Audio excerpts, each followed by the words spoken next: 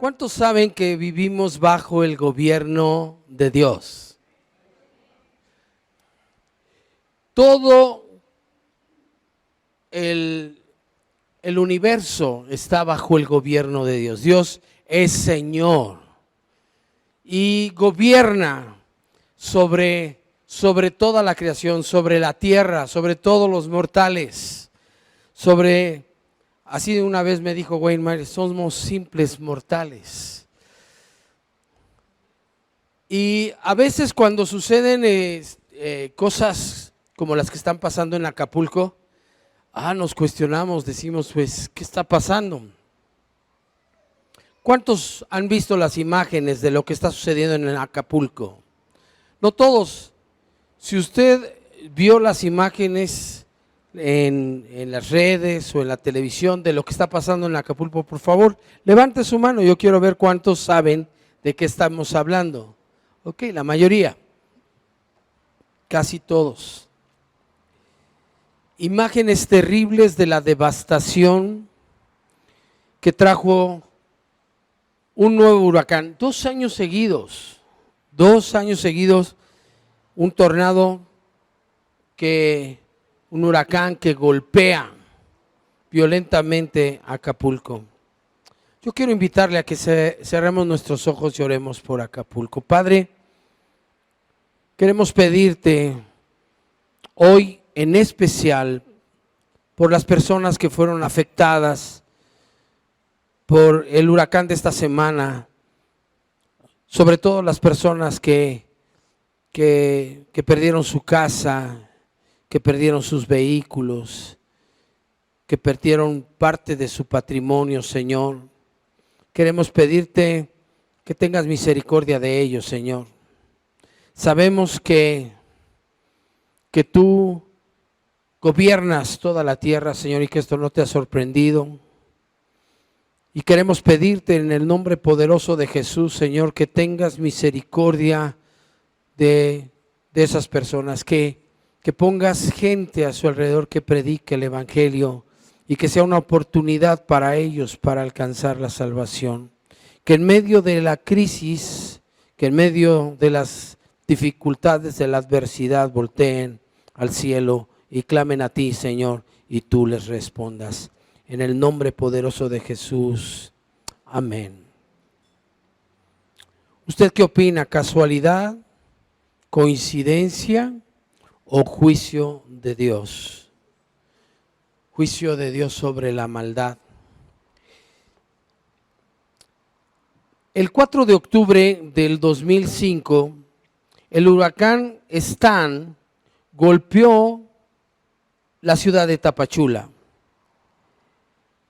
Cayó tal cantidad de agua que el río Coatán, que llevaba cierta trayectoria, por la fuerza de las corrientes que descendían de la montaña, tomaron otro cauce, se fueron derecho en lugar de seguir las curvaturas del río, se fueron derecho y borraron colonias enteras de la ciudad de Tapachula.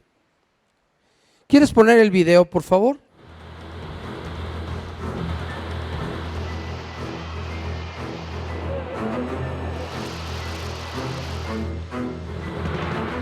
Fue uno de los más mortíferos de la temporada de huracanes 2005.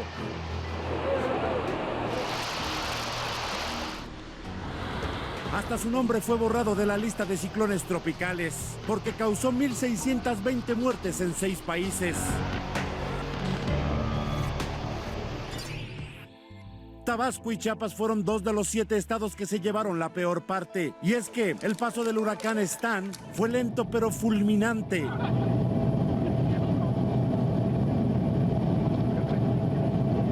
En Tapachula, el desbordamiento de 80 ríos reventó los 3 puentes que intercomunicaban a la ciudad.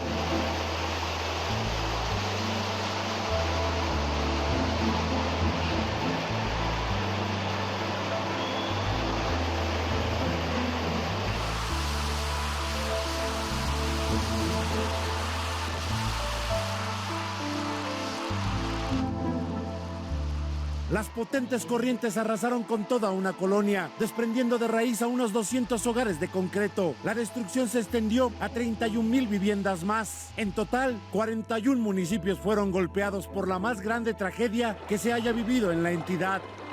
Pero también 530 caminos rurales y 27 puentes quedaron devastados.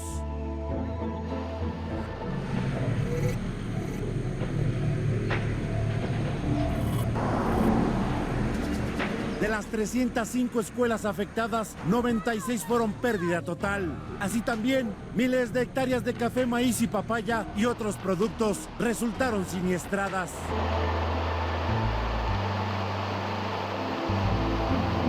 Fue tan brutal el paso de Stan que incluso un río en Tapachula cambió su curso y una parte de México quedó del lado guatemalteco.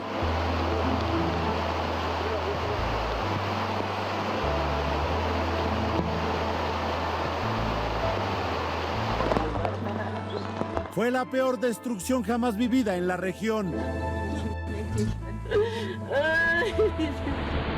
Desde que supe de la tragedia, quise ir a Tapachula a predicar el evangelio, pero mi pastor de ese entonces no me lo permitió hasta casi un mes después. Así que fui después de casi un mes y me acompañaron 6 personas de las 4,500 que se congregaban en esa iglesia. Llevamos una camioneta de 3 toneladas con ropa, con agua, con víveres y llegamos a la ciudad de Tapachula después de que ya había ido el América, Televisa, TV Azteca, la Coca-Cola, la Pepsi-Cola y hasta algunos artistas. Cuando llegamos el panorama era desolador, había pasado casi un mes y todavía había muchos lugares llenos de agua. Algunos donde el agua llegó a estar en 2 metros todavía estaban con agua en sus casas. Fue terrible lo que pasó ese año 2005 con este huracán Stan. Pero siempre en los tiempos de crisis, en cualquier crisis, la gente cuando no encuentra ninguna respuesta ni ninguna esperanza voltea al cielo y clama a Dios. Por eso en los momentos de crisis es importante compartir el evangelio. En los momentos de crisis la gente está abierta para recibir de Dios. En los momentos de crisis están esperando que Dios responda a sus plegarias. Llegamos a Tapachula y bajamos todo lo que había en esta camioneta de 3 toneladas y con una camioneta pick-up de allá estuvimos yendo con un montón de cosas a las colonias más afectadas. Íbamos por la mañana y luego por la tarde, por la mañana y por la tarde. Los días que estuvimos ahí estuvimos yendo en la mañana y en la tarde a entregar agua, víveres, ropa, pero principalmente a predicar el evangelio. Yo me subía en esta camioneta y empezábamos a predicar el evangelio, a hablar de cómo Dios estaba en control de todas las cosas, en gobierno de todas las cosas y como Él era la única esperanza, que ya habían ido, ya les habían dado, pero ya se había acabado. Lo único que no se iba a acabar era la bendición de Dios. Fue muy, muy impresionante cómo la gente recibía lo que le dábamos, pero sobre todo recibía el evangelio, recibía la palabra.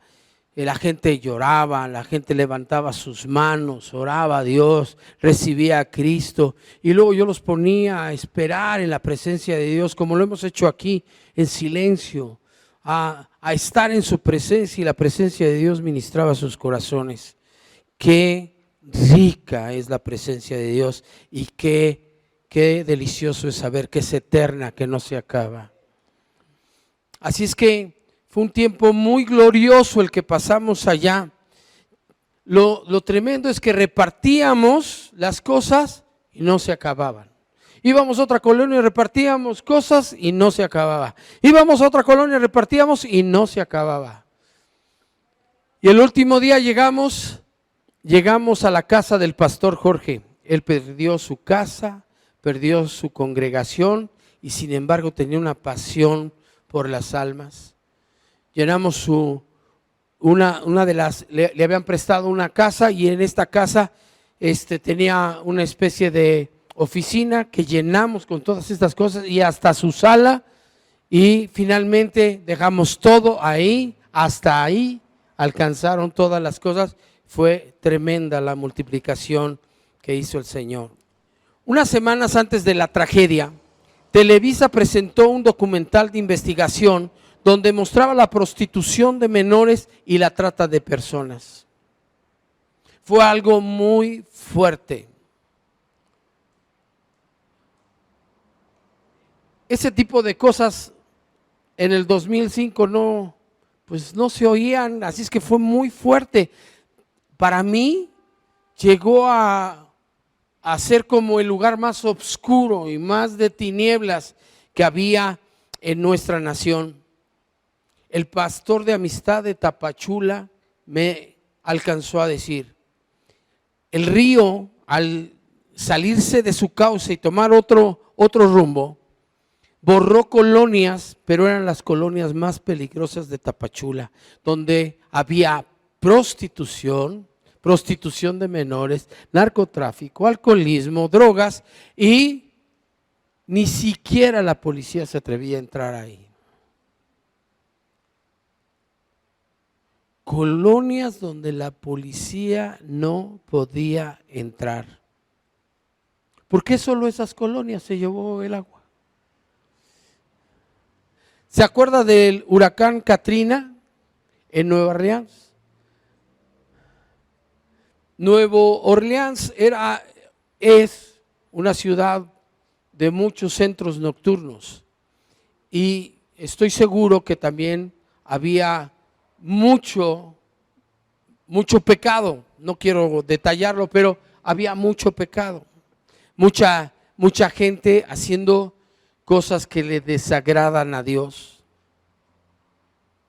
2 años seguidos el golpe a Acapulco.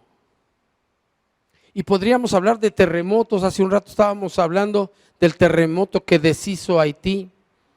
Previo a eso me acuerdo que el presidente de Haití había dicho que le entregaba Haití a Satanás. Así es que estas cosas pasan y tenemos que preguntarnos, ¿es una coincidencia o es un juicio de Dios? Fíjese lo que dice Isaías 26, verso 9. Isaías 26, verso 9. Con mi alma te he deseado en la noche, y en tanto que me dure el espíritu dentro de mí, madrugaré a buscarte. Escuche bien esto. Porque luego que hay juicios tuyos en la tierra, lo voy a volver a leer. Porque luego que hay juicios tuyos en la tierra, los moradores del mundo aprenden justicia. ¿Por qué son los juicios de Dios? Ahí dice, juicios tuyos. ¿En dónde? En la tierra. Para que los moradores del mundo aprendan, ¿qué? Justicia. Verso 10 dice, se mostrará piedad al malvado y no aprenderá justicia. En tierra de rectitud hará iniquidad. ¿Quién? El malvado. Y no mirará a la majestad de Jehová. Los juicios de Dios son para tratar con los malvados, para que aprendan justicia, para que no hagan iniquidad en tierra de rectitud y para que miren, para que volteen, para que busquen a Dios. Para eso son los juicios de Dios en la tierra. Así es que no creo que sea una casualidad, no creo que sea una coincidencia, más bien creo que Dios está tratando con sus juicios la maldad. Es evidente que hay juicios de Dios en la tierra. Es más, yo quiero decirle que toda la tierra está bajo el juicio de Dios, bajo la ira de Dios. Dios ha puesto a la tierra en un deslizadero, cada vez peor, cada vez más maldad, cada vez menos amor, cada vez más leyes en contra de la voluntad de Dios. Fíjese lo que dice el Salmo 73, verso 17. Salmo 73, 17 dice: hasta que entrando en el santuario de Dios comprendí el fin de ellos. El salmista está diciendo: ¿por qué prosperan la gente de allá afuera?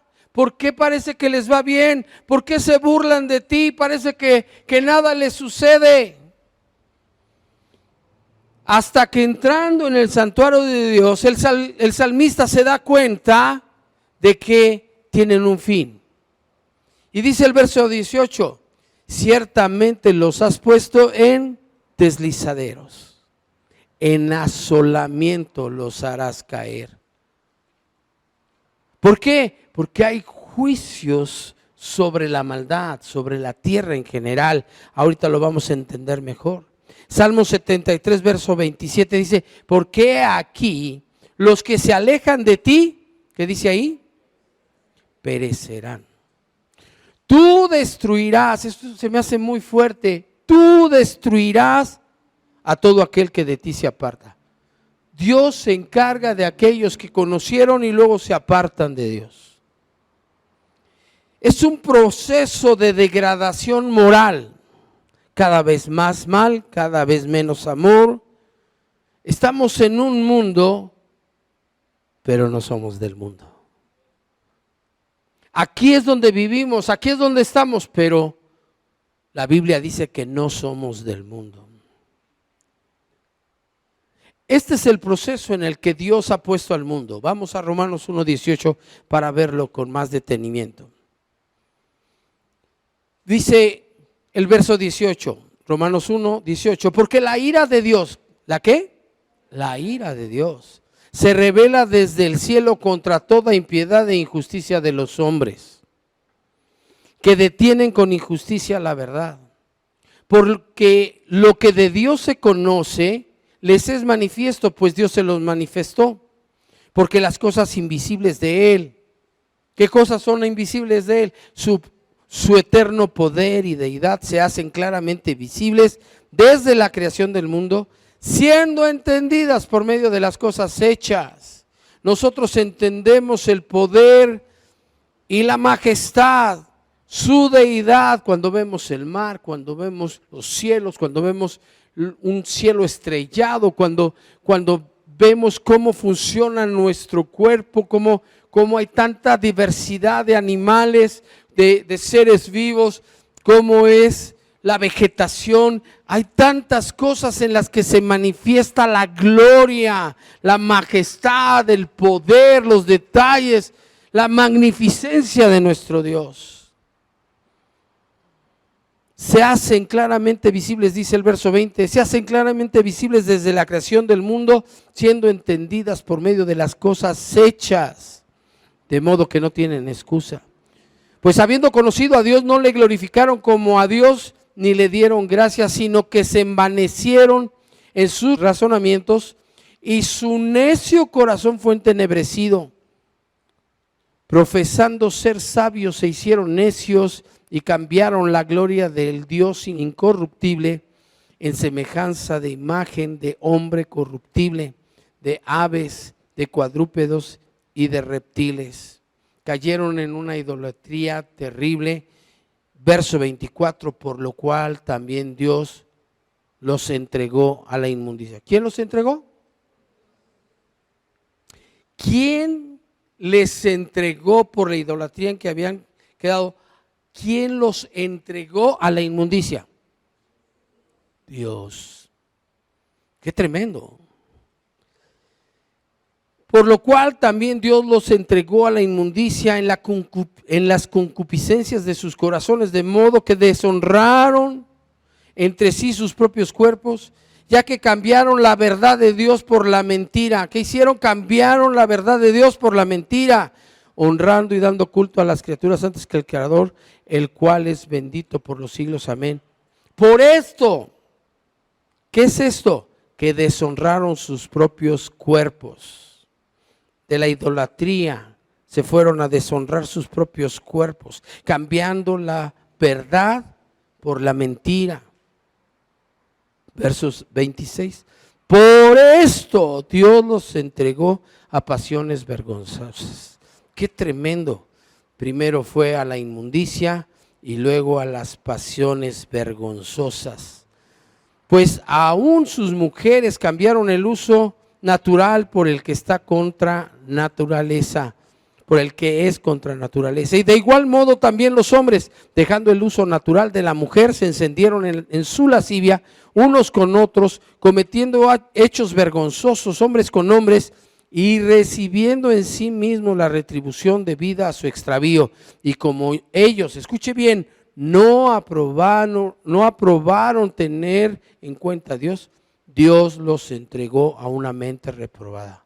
¿Quién los entregó?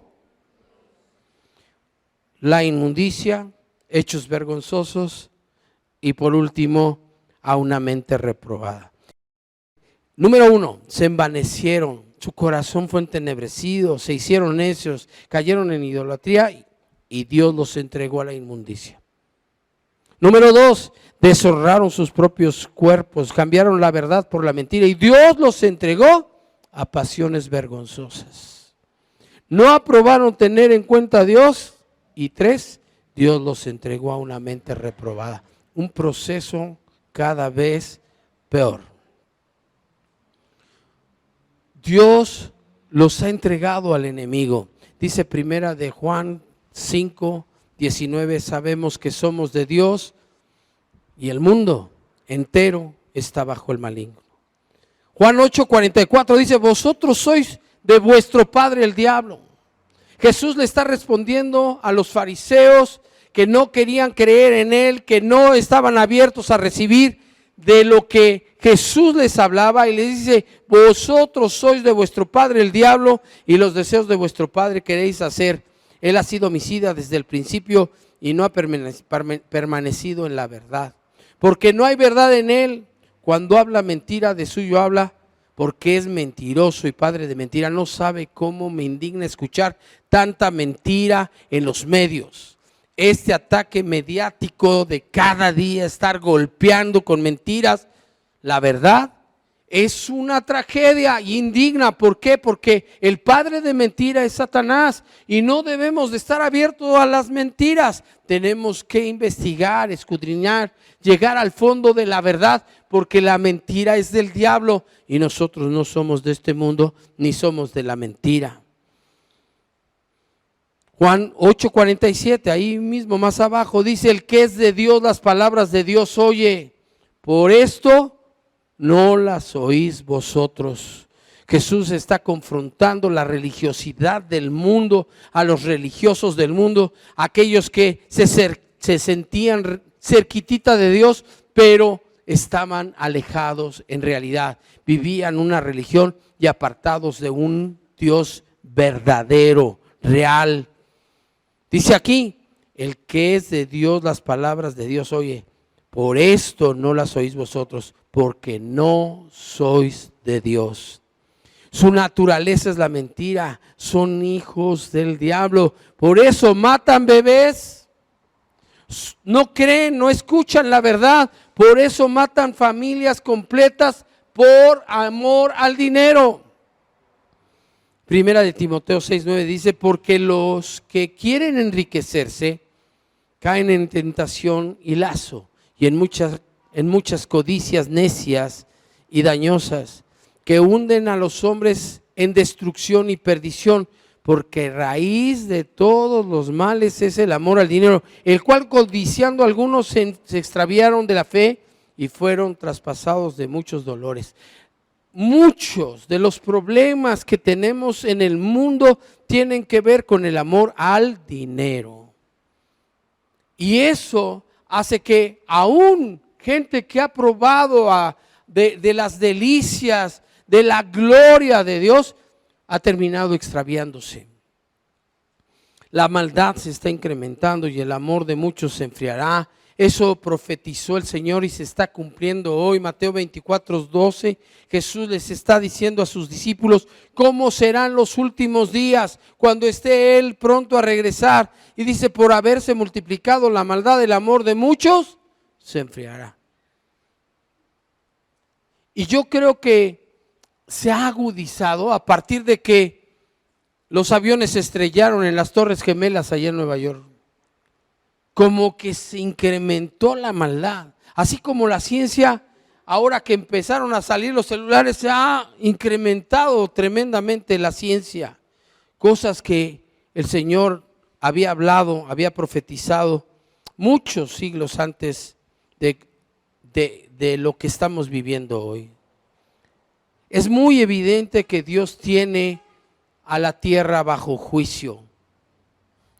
Todo lo que estamos viendo, todo lo que estamos viviendo alrededor nos habla de ese juicio que está sobre la tierra.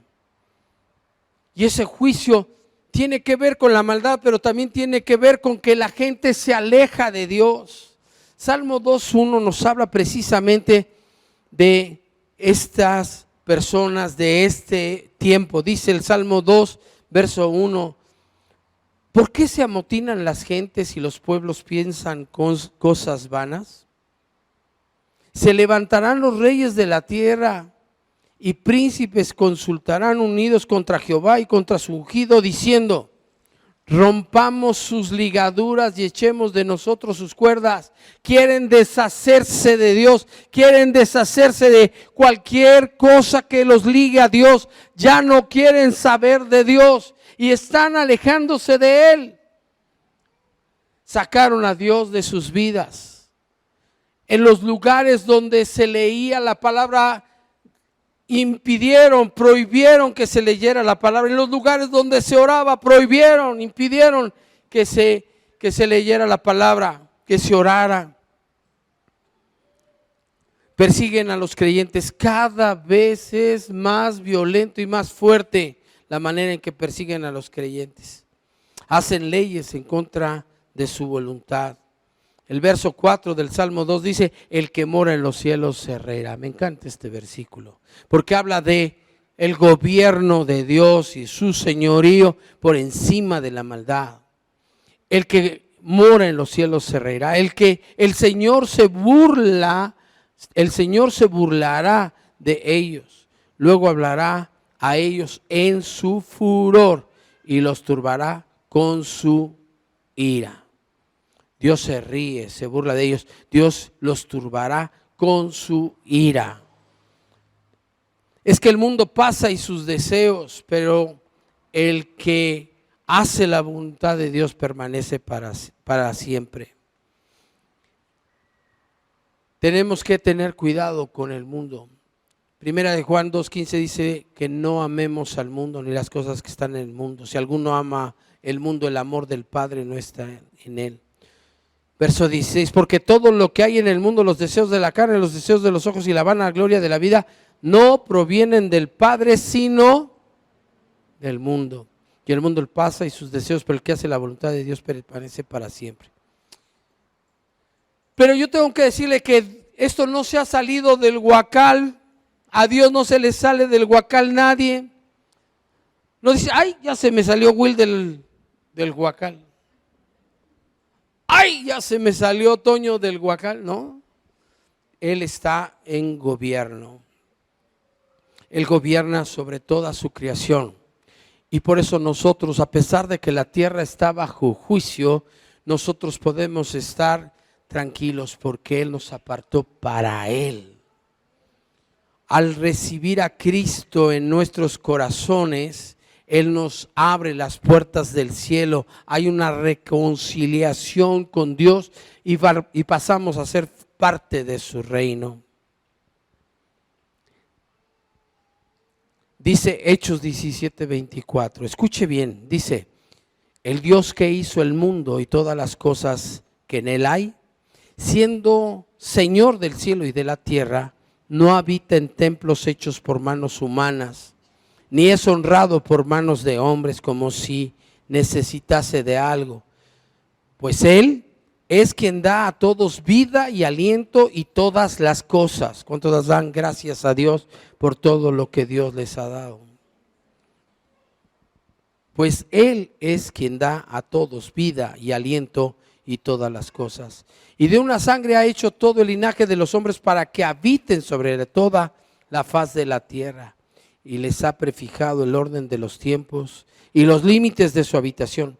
¿Para qué? Para que busquen a Dios, si en alguna manera palpando puedan hallarle, aunque ciertamente no está lejos cada uno de nosotros. Porque, escúchelo bien, en Él vivimos y nos movemos y somos. Qué tremendo que en Él vivimos y nos movemos y somos. Dios gobierna sobre el universo. Como algunos de vuestros propios poetas también han dicho, porque el linaje suyo somos. Dios es Señor y dueño de la tierra y de su plenitud. Salmo 24, verso 1, de Jehová es la tierra y su plenitud, del mundo y los que en él habitan. Mire cómo lo dice Colosenses 1:15. Él es la imagen del Dios invisible, el primogénito de toda la creación, porque en Él fueron creadas todas las cosas, las que hay en los cielos y las que hay en la tierra, visibles e invisibles, sean tronos, sean dominios, sean principados, sean potestades. Todo fue creado por medio de Él y para Él. Y el verso 17 es el que más me gusta de esta porción. Dice: y Él es antes de todas las cosas y todas las cosas en Él subsisten. Quiere decir que si hoy tenemos salud es porque a Él le plació. Que si hoy tenemos vida es porque a Él le plació. Si Él nos guardó de un accidente es porque Él nos guardó. Si tenemos alimento es porque Él los suple. Todas las cosas en Él subsisten. Qué tremendo, qué tremendo. En Él fueron creadas todas las cosas, todo fue creado por medio de Él y para Él, y todas las cosas en Él subsisten. Es que Él gobierna sobre toda la creación. Mire, sus planes se van a cumplir. ¿Alguien tiene duda? Se van a cumplir al pie de la letra. A Él no se le sale nadie del huacal. No hay nada que pueda cambiar el rumbo de sus planes. Él transforma en bendición todo, tratándose de sus hijos, tratándose de aquellos que le aman. Su reino es eterno y no es de este mundo. Estaba Jesús ahí delante de Pilatos y Pilatos le dice que él tiene la autoridad. Y Jesús, en medio de todo lo que le estaba contestando, le dijo, verso 36 de Juan 18, mi reino no es de este mundo. Si mi reino fuera de este mundo, mis servidores pelearían para que yo no fuera entregado a los judíos. Pero mi reino no es de aquí. Es que su reino no depende del mundo, no depende de lo que hagan los hombres, no depende de cuánto puede el enemigo interferir. El enemigo no puede cambiar nada de sus planes. Dios es soberano. Es el Señor del universo. Él es el Señor del tiempo. Él es el Señor de todo lo creado. Todo está según lo programado. ¿Cuántos creen que Él planeó y tiene control sobre todo? Que gobierna sobre todo. Jesús reina en el reino de los cielos, no es de este mundo. su reino está entre nosotros. Cada vez que alguien recibe a Cristo en su corazón, su reino se extiende. Alguien más recibe a Cristo en su corazón y su reino se extiende. Porque el reino de los cielos se va extendiendo, va creciendo de corazón a corazón. Está entre nosotros, está en el mundo, pero no es del mundo. Y nosotros somos hijos de Dios y amamos la verdad. Estamos aquí en una tierra que está bajo juicio, pero no somos del mundo.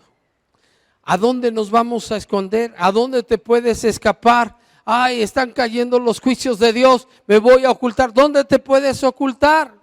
No hay manera, dice el Salmo 139, verso 7.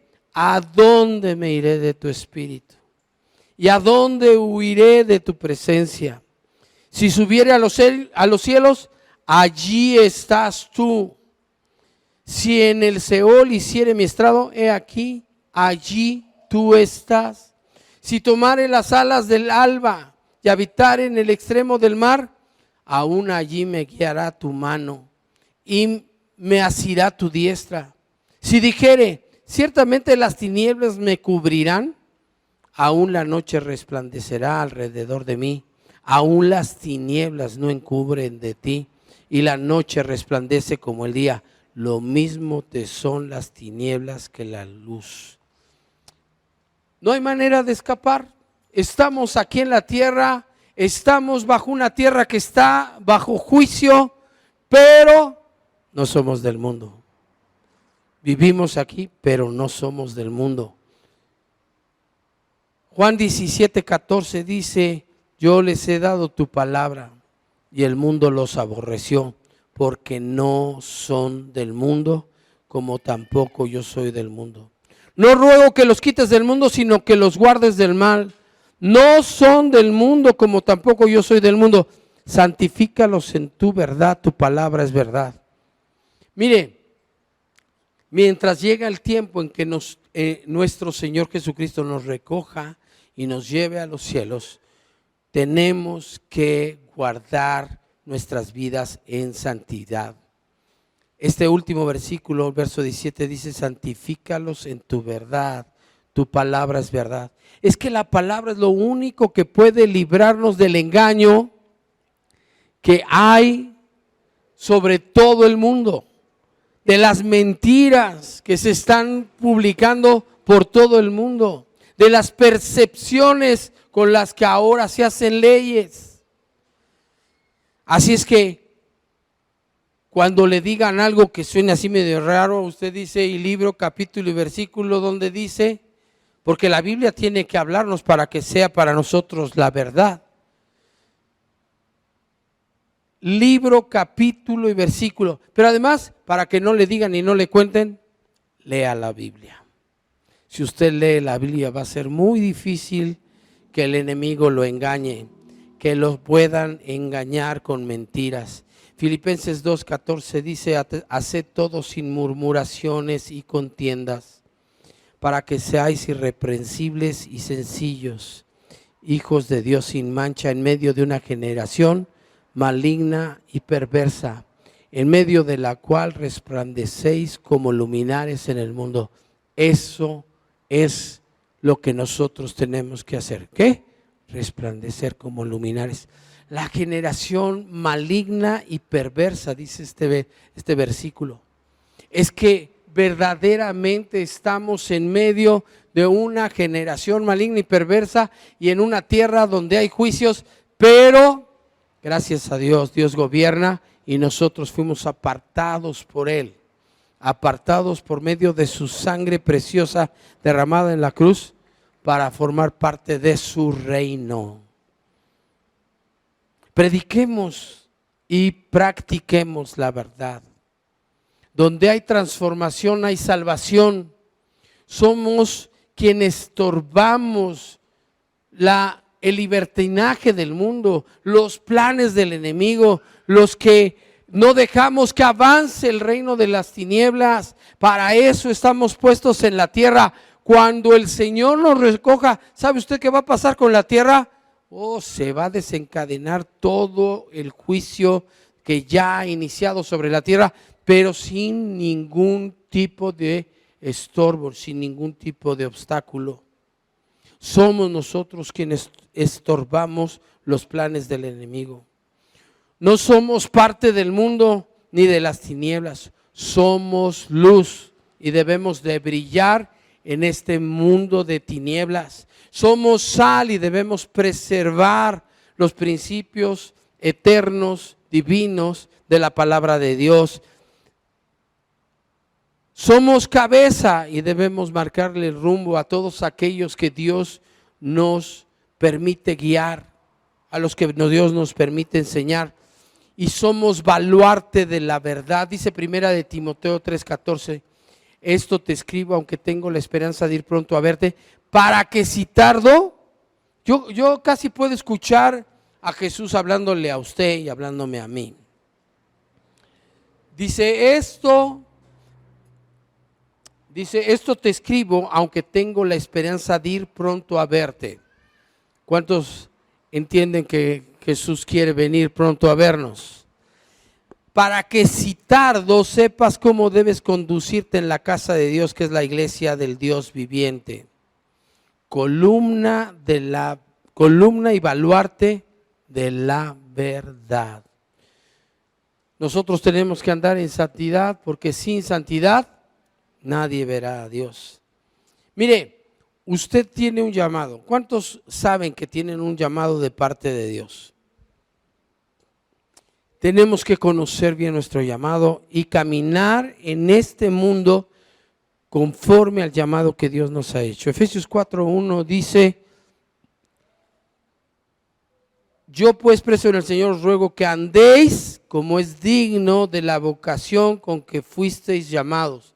Quiere decir que si usted fue llamado a ser profeta, camine hoy como si ya lo fuera. Que si usted fue llamado a ser un pastor, camine hoy como si ya fuera pastor. Que si usted es llamado a ser apóstol, camine en esta tierra como si ya fuera apóstol. Tenemos que andar en la tierra como conforme, de acuerdo a nuestro llamado. ¿Y cuándo tenemos que hacerlo? Hoy, desde ahora. Apocalipsis 22:11 dice algo también muy interesante. Dice: el que es injusto sea injusto todavía, y el que es inmundo sea inmundo todavía, y el que es justo practique la justicia todavía, y el que es santo santifíquese todavía.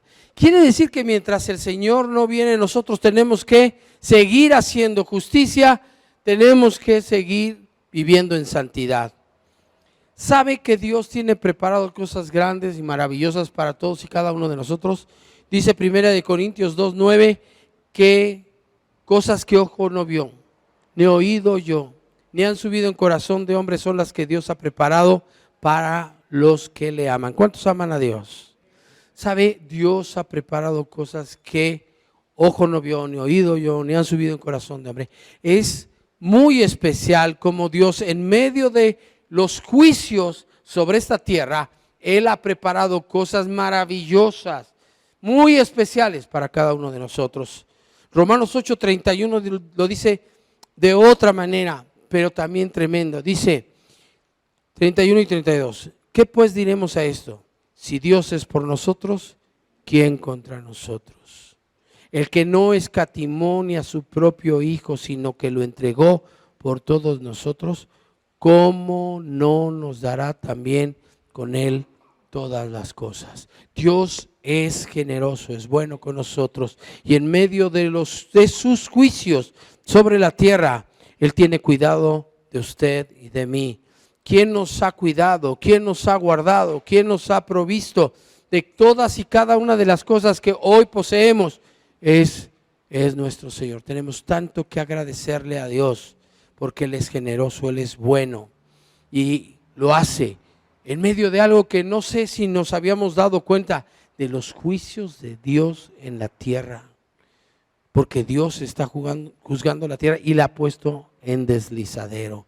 Y en medio de ello, usted y yo estamos apartados, guardados por Dios para un día en el que Él venga a recogernos. Es algo muy, muy tremendo. Todas las cosas Él nos las ha dado. Todas las cosas juntamente con Cristo. Cierre sus ojos, por favor. Señor, gracias. Gracias porque hoy nos damos cuenta que en medio de tus juicios que tú estás aplicando, haciendo en la tierra, nosotros somos guardados. Tú nos cuidas, nos proteges, nos sostienes.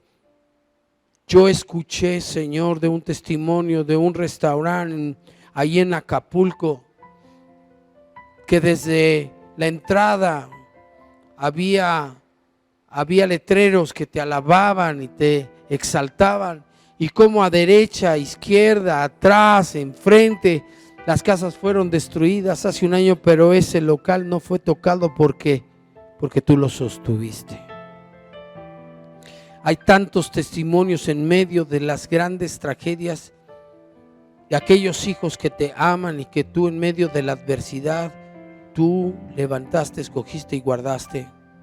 Señor, así nos has guardado a nosotros en medio de todos los juicios que están viniendo sobre la tierra. Gracias por rescatar nuestras vidas. Gracias por salvarlas del deslizadero. Gracias por evitar que fuéramos cayendo junto con todo este mundo de maldad y perverso. Donde estábamos cayendo, tú metiste tu mano y nos arrancaste de ahí para darnos salvación. Gracias, gracias, Señor. Hoy nos damos cuenta, Señor, de cómo tu misericordia nos alcanzó y cómo hoy vivimos por gracia, cómo tú gobiernas sobre toda tu creación, sobre esta tierra, y has decidido guardar nuestras vidas. Por eso hoy estamos agradecidos y te damos toda la gloria y la honra y la alabanza. Padre, en el nombre de Jesús yo bendigo a cada matrimonio, a cada familia que está en esta congregación, a cada persona que ve este mensaje. Yo lo bendigo y declaro en el nombre de Jesús que nuestro Dios tiene el gobierno sobre esta tierra, sobre toda su creación, sobre los suyos, sobre sus hijos. Él los guarda, Él los sostiene. Tenemos tal confianza que podemos andar brillando en medio de esta generación perversa, maligna y perversa. Señor, en el nombre de Jesús, yo bendigo cada familia, bendigo la relación de cada matrimonio, la relación con sus hijos, bendigo sus finanzas, su economía, y te doy gracias. Gracias porque tú gobiernas en cada uno de ellos. Yo los bendigo y declaro tu provisión y tu bendición sobre todos y cada uno de ellos, en el nombre poderoso de Jesús. Y todos dijimos amén, amén.